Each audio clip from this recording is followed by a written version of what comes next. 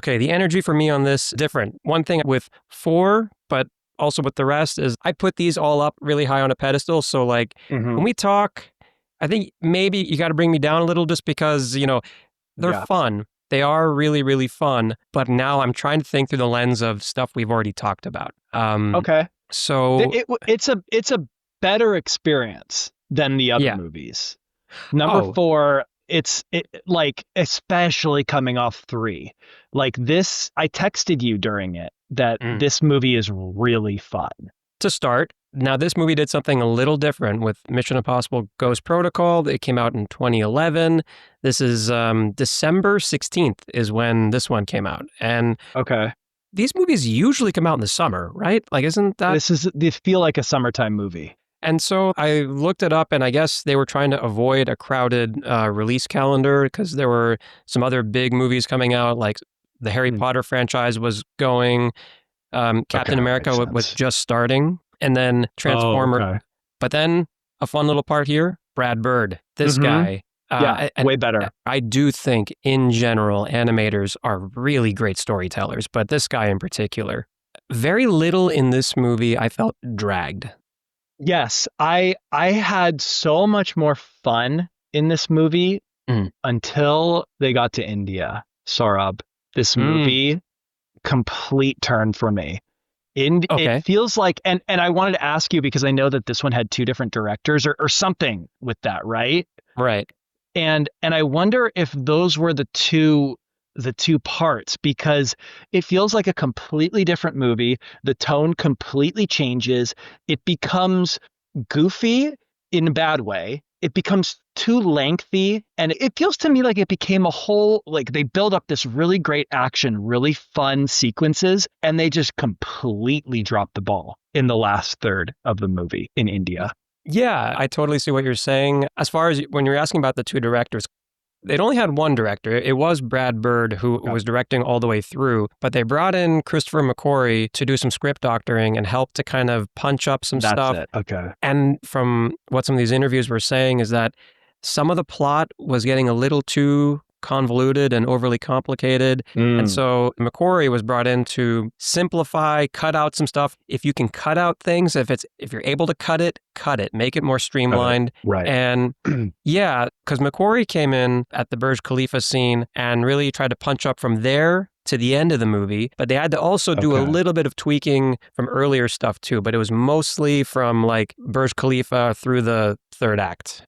Okay, well that's where I had the problem. They go to a big party, gala, to like sneak in and talk to the guy and get the codes. And I got to tell you, I don't know, I might have mentioned this on the podcast before, but I am such a sucker for party sequences, like in these types of movies. I love when they have to sneak into parties. I don't know why. I've always loved that in video games, movies, role-playing games, whatever. And they have to steal the code from this like Indian playboy guy who is the goofiest, least believable actor in quite possibly any film I've seen in the last decade. This guy is awful, so embarrassingly bad. And it really took me out of the movie and I didn't get back into it for the rest of the film. That actor is Anil Kapoor, and you've seen him before, actually. Really? No.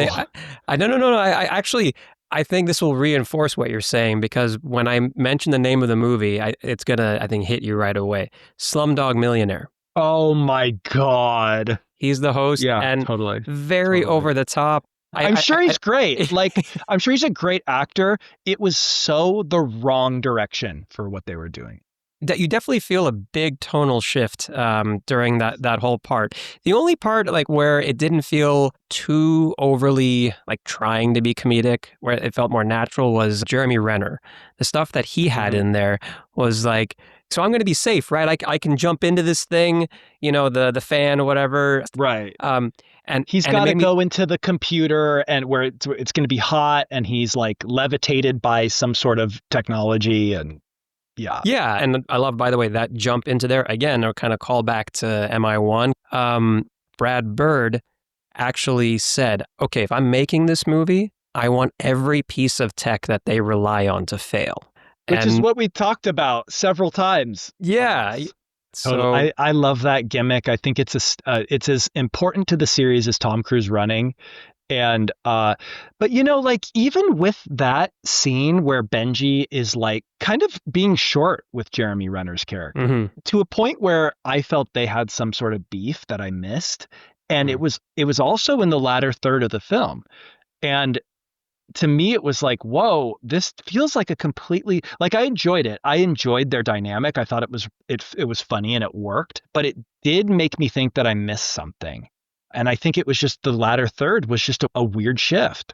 I just feel like, yeah, this is one of those movies where they had to keep tweaking it, and like it feels a little Mm. disjointed throughout.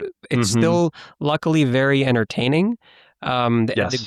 great action set pieces, but yeah, you definitely at times you step back for a moment. But I just want to come back to a second to the some of the cast and crew information. Well, the crew actually. Mm. So I said Right. that like this movie actually does have a little bit of a tie to Alias, and again with some Abrams stuff there, Mm-hmm. because Josh Applebaum and Andrew Nemec these are two writers from Alias that wrote the script for this movie. And before McQuarrie also jumped in. For producers, of course, Tom Cruise using his new Tom Cruise Productions with this movie going forward. He had more control. I Mm-hmm. think that's why we have a fun, like way more fun movie.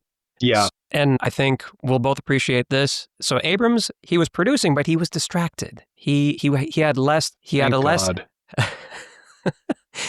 He had a less of a hands-on approach because around the same time this movie was being developed and filmed, he had the following going on: the series Mm. Fringe. He was in the middle Okay. of shooting Super 8, and he was prepping Star Trek Into Darkness.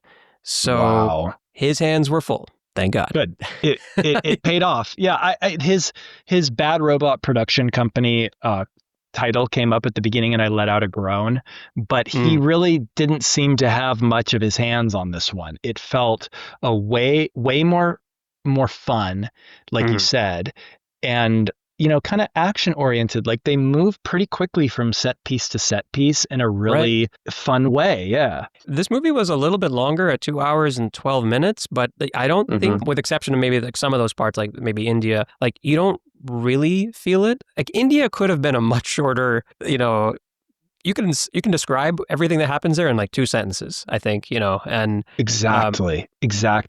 and I think maybe this is wishful thinking, but this is the last one in the franchise that Bad Robot is attached to. But there's also a first with this one. Skydance Media, David Ellison, this is the first one that he produces, his company produces, and they have been a partner with the franchise ever since. Oh, So, okay. yeah, 4 through 8. Also, crazy enough, Paramount is the studio for this franchise, and Skydance and Ellison are the ones who just bought Paramount. So, like, Oh. that's going to be kind of an interesting dynamic going forward. It's not actually fully done yet because it has to go through the regulatory process. But Mark, there's another bit here for the crew, and I think you're going to like this one a lot. Mm, The great. cinematographer. If I say the name Robert Elswit, do you know what he shot? No, but I know that name, but I don't know what else he's He shot connected to. he shot Magnolia. Oh my God, Isn't that's that yeah? Like amazing. so, he was on this movie as well as I think the next one, Rogue Nation. He did Great. both of those. For music, Giacchino is back, and from the moment the movie starts, there were Hmm. violins, but I liked them. Yeah, you like these ones. Yeah. It's Yeah, you the whole. hated those violins last time. It was the same thing, like throughout the entire movie. Like, just Yeah. I really liked the music in this one. I felt that they It was made it fun. The movie, $145 million budget. So now the budgets are okay. really going up on these. That's insane. Yeah. But it also did really well. Almost $700 million box office. Oh my God. It's the second most successful mission movie. If you're scaling budget to worldwide haul, it's Yeah. it's only in second place to the first movie. So because That's wild. this one did like about a little more than 4 times, the original movie did about 5 times. So That's insane. Wildly different movies, by the way. oh, completely, yeah. This movie also did incorporate IMAX for the first time. The Burj Khalifa scene, when you see him step out the window as he's about to climb, suddenly you see the aspect ratio change. Like Oh, that's great. that'd be Love so that. cool if you're in the theater for that. Wow, what a great sequence that would be for IMAX. I want to know, they really did shoot on location there. They actually were able to move a window out. Like, how you convince the building like to do that? But I guess when you're Tom Cruise. Okay, now we got to get into the sequences for Hmm. this film. The opening sequence, I remember texting about that especially. Such a cool opening. I Yeah. mean, the Josh Holloway having the cameo there, like the toys, the toys in this movie, even though again they fail, are really cool throughout. That cushion he throws and lands on, Oh, that's um, right. Yeah. the contact lens that can identify a person. Mhm. Now, okay, there was a silly part there too, though, and I wanted to ask you about this. So he survives jumping and then getting onto that pad. He gets up, he looks, and Right. then the lady shoots him. The phone just shows a picture of her face. It says assassin, and Assassin. I had the same thought. And like he rounds the corner and the most beautiful woman you've ever seen Mhm. is walking straight towards you in a deserted, dirty alley. Like immediately, if you are a spy, you are on guard. Like there's Right. no way she gets the upper hand on this guy. But that whole scene also, I like when they go back. We talked about this with MI3. When you go back Hmm. and you don't show all of what happened, you just show the part afterwards or the part Yeah. just before. I think actually, yeah, they go back and show the full beginning part only. Yeah. They go Um, back and we see all the in between and like what was really going on in that sequence. and the train station where like they have to identify the person to get the briefcase from or whatever. And there's also that thing of he has a ring that he takes part of it off and has a little poison dart or Right. something on it. And like, again, just crazy stuff that kind of makes you think of like old school spy movies. And this is just like, Exactly. It feels like a spy movie in like all the fun that entails. there's one part though from that intro that I have to remind myself, like, okay, it's cool that they're a team and doing stuff, but there's one part that's really messed up. The part where they need a name or to search. And so Paula Mm, Patton is on a train and you just hear her grab a knife and then she's like, she's torturing a guy. She's literally yeah. torturing a guy. It's like, oh, okay, I got the name for you now. And I'm just like, oh, okay, yeah, that was no big deal. It really like it's interesting to include that scene because I don't think one of the themes of this series is like, hey, are these guys good guys or bad guys? You know what I mean? Mm, Like I think it's to kind of elevate, hey, the understanding that these guys will do anything to get their mission accomplished. mm. And that seems a little like, oh, like that's not good guy behavior that you would expect from this kind of thing. I feel like so. This is an issue that I have with the franchise as a whole. They go back and forth on that. I agree with you 100% that it feels very inconsistent at Mm, times. And I would even apply that inconsistency to these movies as a whole. Like the mm. tone of these movies, like, sure, they're different between each one, which is fine for what it is. But even inside, like with the whole, and I'm sure we'll get into this later, but the whole ending sequence where Ving Rhames appears all of a sudden and you're like, where the hell have you been all movie? It's kind of buddy buddy. They're all laughing and it feels very out of place and forced. And, Mm. Tom Cruise is watching his wife on a date. It just feels very all over the place. Like they're trying to cover all their bases and appealing to every single audience imaginable. And they do a terrible job at it. And this is a tough job for where Christopher McQuarrie came in. Like he had to fix a lot of issues. Like they wanted to do different things with the Brandt character, Renner's character. Things were going to be a lot darker, and also their motivations and all that. Like it was very different. And he came in and like simplified a lot of it, and actually added that scene at the end. So Mm. it's one of those where like it probably would have been a lot worse actually without it, like which kind of Okay. speaks to how these movies as a whole are made. Like it's Right. just it's just a lot of problem solving. You know what I mean? Like when it's Yes. on that kind of a scale. That makes Yeah. sense. And it is what it is, like Mm, the movies are still fun, they're fine, but they are definitely in a class of their own because they are mm, so bizarre. Like mm. I don't know, you cannot pin down the tone of these movies because they are all over the place. This one, in fact, in a lot of ways, felt like So how they did patchwork to fix things, in the third act and a little bit in the middle. It's kind of like, I don't know if you ever saw World War Z. Same thing happened there. They bring in Damon Lindelof. They toss the entire third act, which was going to be, they already shot it actually, a prison scene in Russia. They redo it for the airport, the WHO location. They had to reshoot some of the beginning. And does it feel disjointed? Yes, but I love that movie too. I don't know. Right. Sometimes the patchwork, it's just right, Yeah, but I get that. but you definitely notice it's been kind of patched together, Yeah, you're aware of it, that something is inconsistent here. And hey, speaking of Russian prison scenes, phenomenal scene to Oh, open this movie. Oh my God. I loved that scene. all parts, whether it's Ethan being broken out of that prison, and then also the Kremlin scene, everything Yes. that takes place in Russia, to me, Perfect. Flawless. favorite parts of the movie. Same. Benji and Ethan as the undercover guys, Yep. really funny at times. Funny and tense. Funny and tense. The tech, in the hallway, having that transparent, or not transparent. What do you? It's like a screen that they put in the hall, and then they push it forward to make it seem like there's no one there. Yeah, everything in Russia. Those are my favorite parts of the movie. The rest is great too, but like those two, as you said, like outstanding. Those are the best sequences by far. The Burj Khalifa is a great sequence that keeps the momentum going, and then the ball's dropped with India. Yeah, and the whole thing of where they just barely make it in time, with the nuke at the end, like, okay, it's fun. It is, right. but it's a little over the top. Although there are some parts or sometimes when something is over the top, if you're just going to go for it, then I kind of love it too. When Cruise decides at the very end, he drives the car off the thing, goes straight down 100 feet or however much it is. Yeah. I'm like, that's ridiculous, but that's why I love these movies. Totally. That was a great moment. And he has a line, Mark, when he hits the thing at the end, mission accomplished. He actually says it out. It's a hammy moment, but hey, give it to Cruise.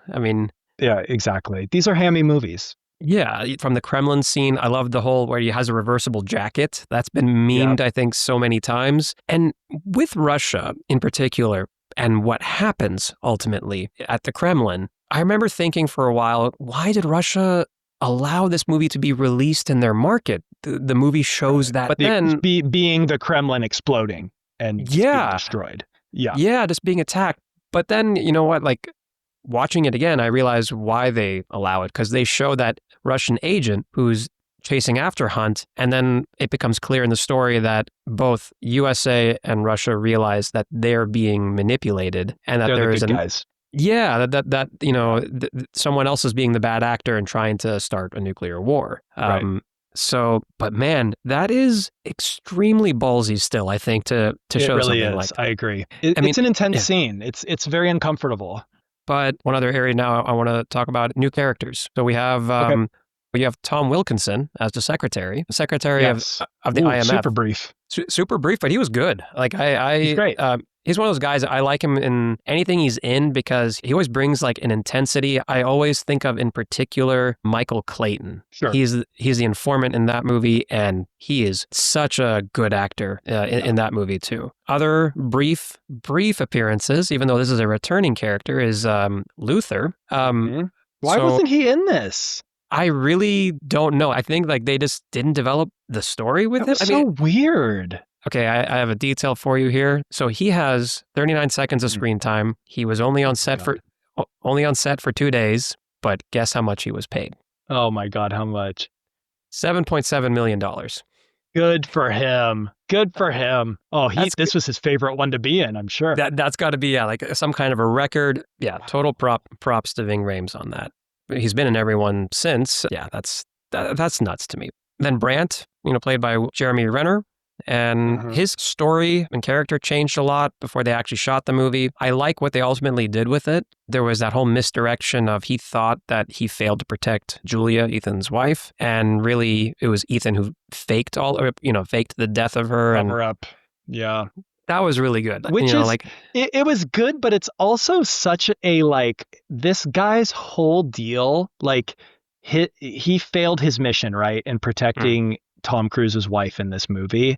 And Yeah. his whole deal is, I can't do my job anymore. I need to move on. It's like his major trauma. Like, it's his whole thing is when he reveals this story. It's like this very big moment. Mm. And there's a moment where then Tom Cruise was like, you know what, dude? Like, you're good. Like, that was all a lie. Like, I did that to protect her. She's totally fine. And he goes, well, I guess. Well, anyway, see you. And it's like, okay, all right. Like, Yeah. sure, you got to wrap things up. But it's Just gotta- very like, dude, you've been obsessing over this for like a decade or whatever. And then you just like, it's a throwaway like thing at the end. Like, yeah, that's kind of. It was very okay, but the character's fine. Like, I don't know, Jeremy Renner kind of is just like, he kind of just is there. Is he in the rest of the franchise? He is in Rogue Nation. Okay. And then I think that's the last one he's in. He's not in Fallout, and he's not in Dead Reckoning, and I'm not sure about the Final Reckoning, but I doubt it. But I doubt it. Yeah. I just don't think he does it for me as an actor. Like, he's fine. I don't have a problem with him in this movie, but like, you know. Did you? I'm curious. Did you feel that way also with Born Legacy? Did you ever see that one where they did an installment where he was the main character? No, I didn't. I didn't see that. Probably because I didn't care to see him for an hour and a half, 2 hours. That one had a different problem, though. There you had a writer-director who took over. And in this case, unlike McQuarrie, this writer-director is Tony Gilroy. And he felt the need to explain everything. And it just got really drawn out and really boring. What a drag.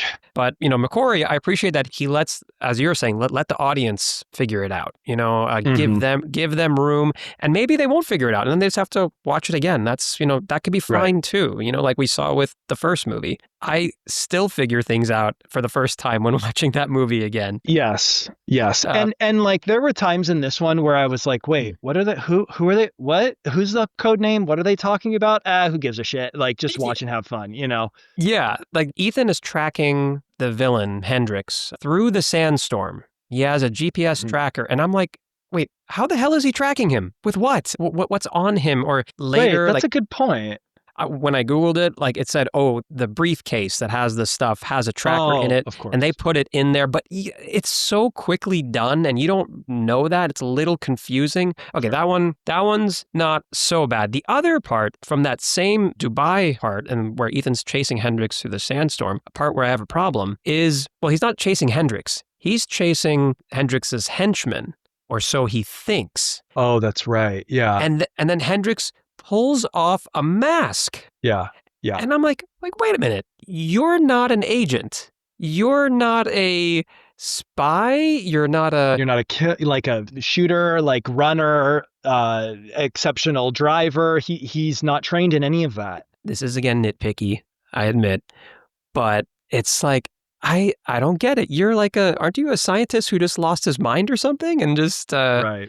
So, and I think that's a part of the fun of these movies is like, because in every single one we've nitpicked of like, oh my God, like da-da-da-da-da. That's kind of like part of the fun for me is how ridiculous these are, and to pick them apart with you and, shine a light on the ridiculousness of these movies. And I bet that McQuarrie's probably like, yeah, some asshole's going to be like, how did that happen? Like, just sit back with your popcorn and have fun. Exactly. Like, exactly. Because like in interviews, he has talked like that before. He's like, okay, you get it or you don't like it. I don't care. We're moving forward. And that's a great attitude to have as an artist is like, hey, this is what it is. Like, if you don't like it, fine. We talked a little bit about like India or Mumbai, where like a lot of the climax pretty much for this whole movie. And there are some silly but interesting things there too. Before getting to that, product placement. I gotta tip my hat to BMW. They did a good job there. They I don't know if it was they made it look cool. And I love also how one thing that for sure does not exist on any of the current I-model cars, the I-model BMW has a windshield with an inside touch screen. Oh, like that was sick. The glass. I'm like, that's awesome. I wish that really was there. Like that would be. Yeah. So that was cool tech, and like the way she moves it and like zooms in and stuff was really cool. I always think about actors acting in those scenes when they. Oh yeah. Like wow, you got to be a good actor. Yeah, totally. We talked about the server room thing with Brandt and like I'll catch you and. him not trusting the tech, which again, I understand that for sure. Because it all fails in great ways in this movie. Yeah. Then these are characters now that have been in the movie. They are there for a long time in this movie. Paula Patton is the new character as Agent Carter. Is she the main? Okay. Yeah, she's the one. So her love interest dies in the very beginning. Right. Sometimes not the best actor. I'd agree with that. Yeah, and that kind of took me out of it a little bit. We have this Jeremy Renner character. I mean, I felt fine. I think you felt a little different. What wasn't your cup of tea, right? That's how I described it too. I felt fine. I feel completely neutral about him. Yeah. You know what I mean? Like, I liked her, Agent Carter. Like, it was fun to watch her, except when the acting was a little But, like, she kicked a lot of ass and she looked great doing it. Tom Cruise looks amazing in this. It was so much fun to watch him. Benji's hilarious. Jeremy Renner's just like, okay, whatever, you know? I might be, like, the only one who thinks that, you know, but it just doesn't do it for me. Coming back to like some of the new characters that were in this for a longer bit of time, the assassin character, Sabine Moreau, who's played by Léa, Lee, I don't know if it's Léa or Léa Seydoux. I think it's Léa. Yeah. Léa Seydoux. She was great. Yeah. I'd watch her in anything. I think she's in the Death Stranding video game too, which is being adapted into a show. And I wonder if she'll be in the show. Are you familiar with Death Stranding or Hideo Kojima or any? You might want to look into it, dude. Hideo Kojima is this video game maker who made an iconic series franchise called Metal Gear Solid. And they're basically movies. Like, I think the fourth one has like a total of 2.5 hours of cut screens. Or 10 hours of cut scenes. And like one of them is like an hour and 45 minutes long. It's a movie, like you're watching a movie while you're playing a game. That's awesome. And they're great. They're way over the top. They're insane, but there's a lot of good stuff in them. And he was working with Konami, the video game publishing company, and they dropped him after the last one. And he formed his own studio, made a game called Death Stranding that has Nicholas Refn in it. God, what's the director's name? Oh my God. Pan's Labyrinth. Guillermo del Toro, I think, is in it. Yeah. Yeah, this woman who's in this movie is in it. A whole bunch of Norman Reedus is the main character that you play as. It's a major production. And anyway, that's a whole way to say, I wonder if this woman's going to be in that one too.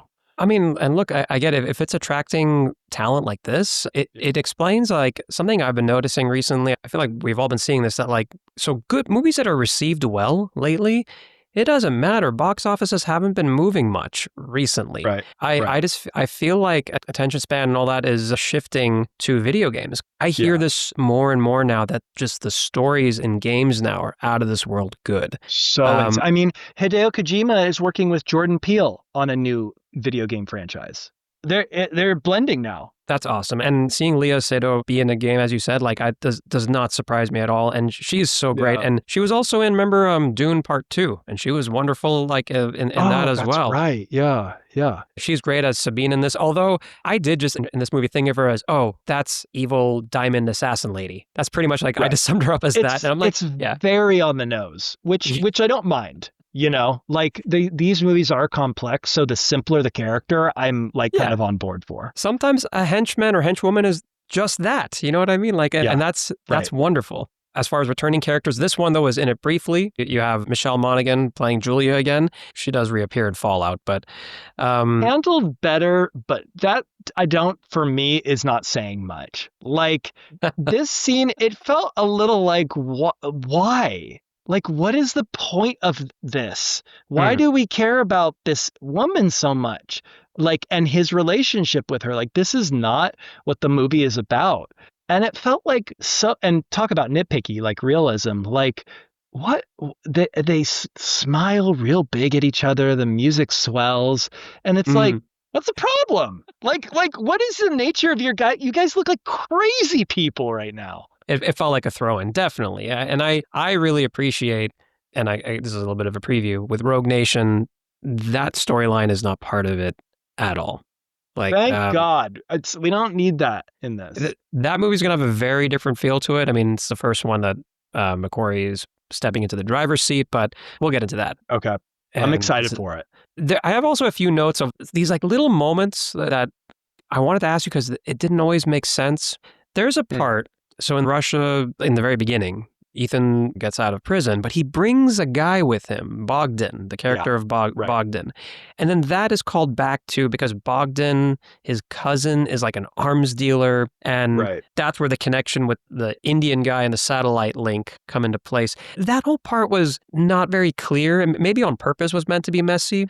Was that confusing at all? Yeah, I remember the beginning of the scene or the beginning of the movie where he does like he goes out of his way to rescue this guy and thinking like, oh, this is gonna come back in a really satisfying way, and it really doesn't. Like it just feels a little like stitched together, which is, you know, we talked about that in this movie, and I honestly forgot about the guy when he comes back. I'm like, oh right, there's this character too. And I think the reason why that happened is like they've been trying, the makers of this franchise, to bring back Vanessa Redgrave, the Max character. Like they've tried several times, but this was the one where they really were going to bring her back and they couldn't make it come together. That's too bad. What they ultimately do instead is when Ethan, after they finish Dubai, and he's like, all right, I have to go handle something, I'll be back, because he's going to go meet Bogdan and his arm dealer cousin. To get to that point where he meets those guys again, he meets a goon, which is the same goon from MI1. Okay, it's the same guy with the long blonde hair. And he gives him the same mask. Same mask. Exactly. Okay. Exactly. I was going to ask you about that. I love that, like, okay, we can't use the character of Max, but we're going to bring back every goddamn other thing else that was there. So totally. Even the signal of lighting a cigarette to be like, oh, that's our guys here, we're going to go now. So there was that callback that I remember. There's a thing I like here at the end. You know, you hear the voice of like when Ethan gets his next mission. So it says, oh, like we now have a group called the Syndicate that you need, you know, that are doing weird things. That's your... Sets up the next one really nicely. Because Rogue Nation is about the Syndicate, but the Syndicate was actually a prominent group from the TV show. So that's kind of a nice... Oh, that's cool. Yeah. Yeah, kind of a nice callback. And I think we talked about that very briefly in an early podcast about that being a callback to it.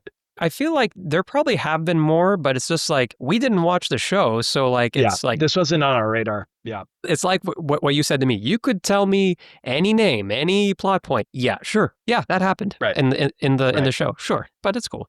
For under likes, Giacchino's vibrant score, loved it. Like really, really fun. The Burj Khalifa stunt, also, really great well scene, executed. Great sequence. And it's very tense because it utilizes the whole team in a really good way. Everyone has a job. Everyone is under the gun. It felt really good. A team, like this whole movie was much more of a team effort, you know, and you focus on that. The levity that Benji brings to this movie is huge. So much better.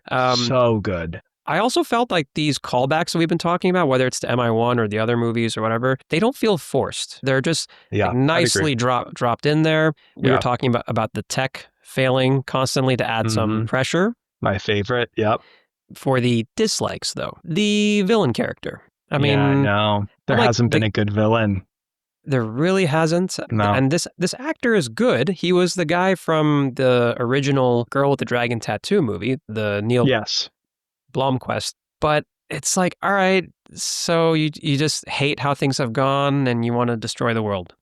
Cool. You know, like it's... like it's like he's like a genius, right? Genius scientist whose whole idea is nuclear holocaust is a stage of evolution. So we can hit the reset button. And you just he's such a smart guy. You take that just one step further in your logical thinking and you understand why that's not a good idea. Yeah. Like why killing the population is not good. And it's just like, I don't know. It's really hard to kind of get excited about any of these villains. They're so over the top comic book, but boring and plain and vanilla at the same time. I don't know how they achieve, like, it's almost impressive that they achieve these awful villains consistently. And it makes me think that all these movies, who is this team or who is Ethan Hunt? Like, with focusing on that, that's what keeps people excited and going to back for more, you know? Yeah. It's like, the villain is nothing to do with it. It really doesn't matter. And yet it still works. It entertains for the most part. It doesn't make people lose patience, you know, like, but I told you, look, even Fallout, which is my favorite, there were times where I'm like, okay, this part has dragged a little bit, but it's just because everything else in the movie is so incredible. For a dislike, I didn't love the opening, like light the fuse title sequence. Really? I'm surprised to hear that because it calls back to showing what is to come. I guess the reason why I didn't like it is because I love the later ones so much. Okay. And I know it's not fair, but when the other ones come, it shows more footage. I love the style of the editing, which is like much faster. Okay. And a big part that plays in those that I like too, it's the music. The music is much more like punchy and fun, and like you feel like you're in a fight scene already or something. You know, like it's okay. Cool. I'm excited for that. Yeah, it was fine, but I thought of you because it does have what's to come, but it's a lot more like metaphorical and suggestive than just showing you like the scenes. But it's interesting to hear that it didn't work for you as well. The tone of that light the fuse part was a little bit more lighter and playful, whereas the other ones are like aggressive in action, and maybe I've been programmed for that now. You know what I mean? Like just totally. kind of like how we're used to like darker stuff. Like this is like, oh, okay, I'm used to like, oh, here's the crazy whatever, sequence. Right. And if it's not that, like, okay, it's, feels different or something. Totally. I get that. As far as the key tech and gadgets, that camouflage hallway scene, amazing. Just really good. The contact lens from the beginning, like identifying the guy at the train station, really awesome. I actually did like also at the very beginning, Ethan gets his mission at the payphone and it says, all right, and now it'll self-destruct in 5 seconds. But even that fails. Doesn't. He has to punch it. And then there's the whole something I really like that they did that's such a part of this series is the face masks. And in the Kremlin, Benji goes, "Well, we're not wearing why aren't we wearing face masks?" And then kind of calls calls attention to itself. And then in the Burj Khalifa scene, they have like a mobile face mask printer, and it fails. And like I don't know, I appreciated that they were calling attention to themselves and kind of like putting themselves on blast for that. And then it was technology failing. We don't get a face mask in this movie.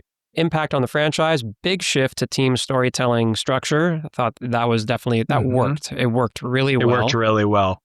Mark, do you remember that you said, and I don't know if it was the last episode or one of the earlier episodes, you said that for the latter half of Mission Impossible, it feels like one big movie, right? Because if someone asked you what happens in 4 or 5 or 6, it feels like one thing, right? Yes, it blends together. It made me think, okay, I want to try this for these last remaining movies, to have a section called Story Recap. How can you sum up this movie? Like, does it have a clear story? Does anyone even? Because I think a lot of people, by the way, are in the same boat as you. Yeah, right. I'm gonna read this. This is, I think, 3 or 4 sentences. It summarizes the plot, and tell me if any of us could remember this. Okay.